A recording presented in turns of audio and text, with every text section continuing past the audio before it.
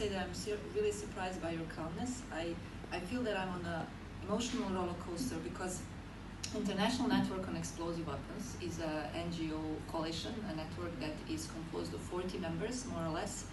And we have been tirelessly advocating against the use of explosive weapons in populated areas for the last 10 years. Why? Because we have been documenting impact of explosive weapons in the last 10 years.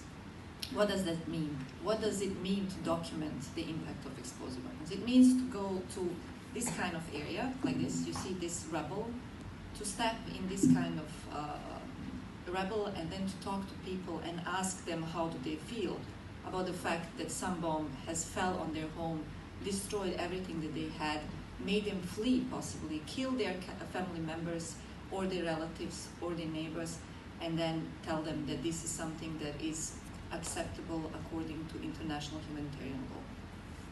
So we have started collecting data, collecting and building a case to bring forward in the international community and to say this is not acceptable.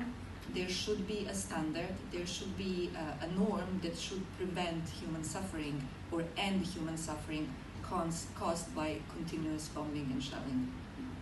What we had today here and yesterday, we had a group of states that have supported this. We built a strong case, again, based on the evidences from the field that we have collected.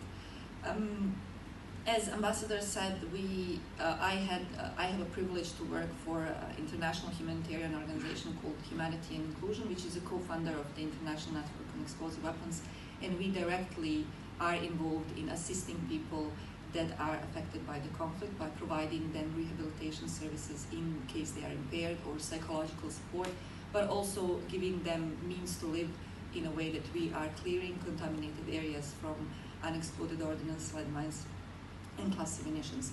So I get the privilege to talk a lot to survivors of explosive weapons, and whenever you ask people that have fled their homes what is the reason that they have fled their homes, they would always respond that most of the time it's one of the major causes of displacement, that it's bombing and shelling.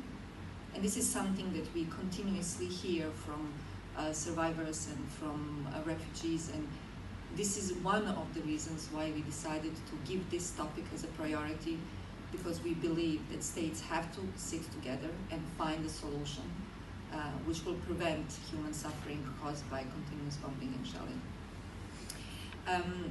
Particularly, I'm happy to be here because, as I said, we have been working 10 years on this topic, and it took us a lot of time to convince states, but with the leadership of government of Austria, of government of Ireland, of Latin American states such as Mexico, Latin American, Caribbean, Chile, Costa Rica, then African states such as Mozambique. We have built strong cases, we have built very strong regional groups that are ready to carry this process further and to make sure that these scenarios that we are seeing on TV every day that are not happening in the future.